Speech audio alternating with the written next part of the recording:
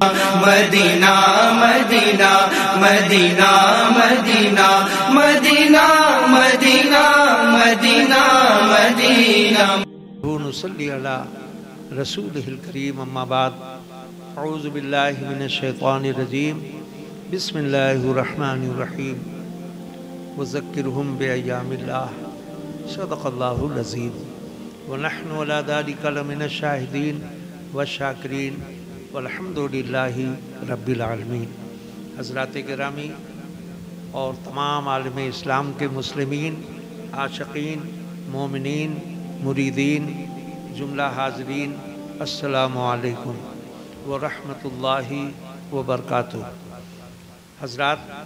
آج کی تاریخ وہ تاریخ ہے کہ جس تاریخ کو نہ کوئی بھول سکا ہے اور نہ قیامت کی صبح تک کوئی بھول سکتا ہے، یعنی حضرت ام المومنین خدیجۃ الکبریٰ رضی اللہ تعالی عنہا جو ملکہ عرب تھیں۔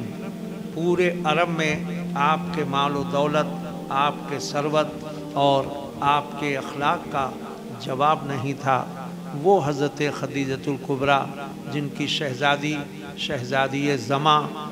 شہزادی شہنشاہ کونین یعنی حضرت خاتون جنت رضی اللہ تعالی عنہ وارضا عنہ، جن پر ان کے والد گرامی نے ناز کیا، جن پہ مولائے کائنات نے ناز کیا، جن پہ پورے خاندان نے ناز کیا، بلکہ یوں سمجھ لیجئے کہ حضرت خاتون جنت کا مقام جب اس قدر بلند و بالا ہے تو ان کی والدہ معظمہ، ان کی والدہ محترمہ، ان کی والدہ مقدسہ کا کیا مقام اعلیٰ رہا ہوگا۔ آج کی تاریخ میں جب آپ نے وصال فرمایا اور جب میرے آقا سے آپ نے شادی فرمائی، اس وقت آپ کے گھر میں مال و دولت کا انبار تھا، یہاں تک کہ سچے موتی اور سچے ہیرے آپ کے گھروں میں، آپ کے مکان میں اس قدر تھا کہ پورے عرب میں اس کی کوئی مثال نہیں تھی۔ سونا آپ کے گھر میں اس قدر تھا کہ آدمی اگر کھڑا ہو جاتا تو اس سونے کے خزانے میں چھپ جاتا۔ اندازہ کریں کہ کس قدر آپ کے گھر میں مال و دولت کا انبار تھا، مگر حضرت خدیجۃ الکبریٰ نے ساری دولت، ساری ثروت، سارے خزانے کو نبی اور نبی کے لائے ہوئے مذہب اسلام پہ جہاں جہاں ضرورت ہوئی وہاں وہاں قربان فرمائی، کیونکہ حضرت خدیجۃ الکبریٰ کا وہ مقام اعلیٰ تھا، وہ مقام اعلیٰ تھا، وہ مقام اعلیٰ تھا کہ خود رحمت عالم صلی اللہ تعالیٰ علیہ وسلم ان سے اتنی محبت فرماتے تھے کہ آپ کے حیات طیبہ تک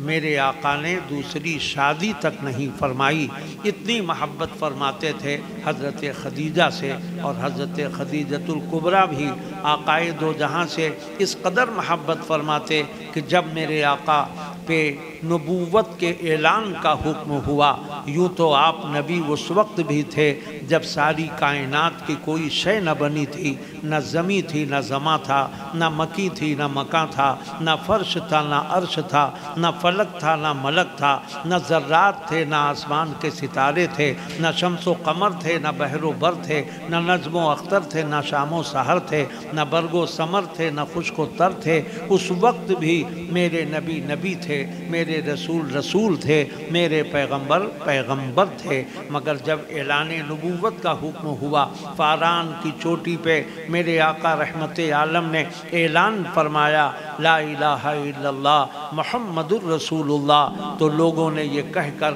انکار کر دیا، یعنی میرے آقا نے فاران کی چوٹی پہ اعلان فرمایا تھا یا معاشر القریش، سارے قریشی جمع ہو گئے۔ اس دور میں یہی ہوتا تھا، کسی کو جب کوئی بات بتانا ہوتی تھی تو اپنے قوم کو مخاطب کرتا تھا۔ میرے آقا نے پہلے اپنے قوم کو مخاطب فرما کے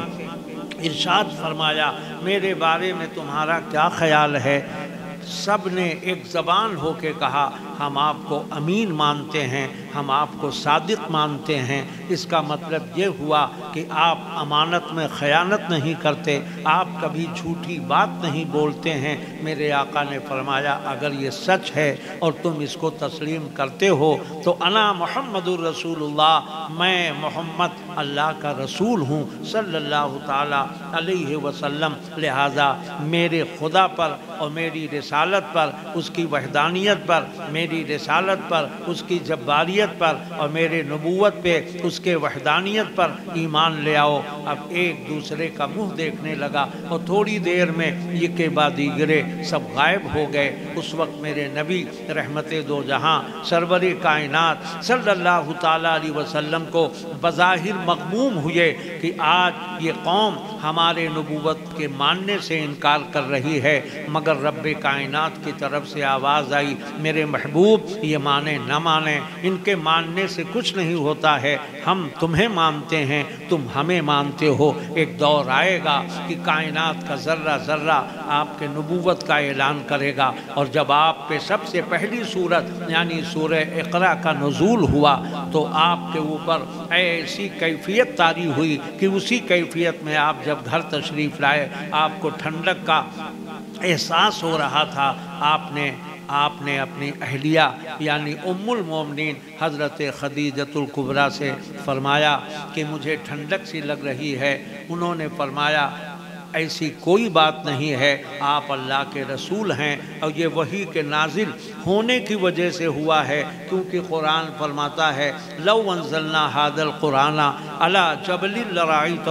خاشعا متصدعا من خشیۃ اللہ، اگر میں اس قرآن کو پہاڑ پہ نازل کرتا تو پہاڑ ریزہ ریزہ ہو جاتا، مگر اے رسول کائنات یہ تو کرم ہے خدا کا کہ آپ کے اوپر قرآن کا نزول ہوا اور آپ کو بظاہر کوئی نقصان نہیں ہوا۔ وہ ہوتا ہی کیسے؟ اس لیے کہ اللہ نے پہلے ہی فرما دیا الرحمن علم القرآن، اے میرے محبوب ہم نے آپ کو قرآن پڑھایا۔ تو حضرت خدیجۃ الکبریٰ نے ہر موقع پہ، سفر میں، حضر میں، جنگ میں، جدل میں، جہاں بھی دیکھیے حضرت خدیجۃ الکبریٰ نے اپنے مال و دولت سے نبی اور نبی کے لائے ہوئے اسلام کی امداد فرمائی۔ لہٰذا حضرت خدیجۃ الکبریٰ کے نقش قدم پر ہر مومنہ کو، ہر امتی نبی کی عورتوں کو چلنے کی توفیق عطا فرمائے اور سخاوت عطا فرمائے۔ وآخر دعوانا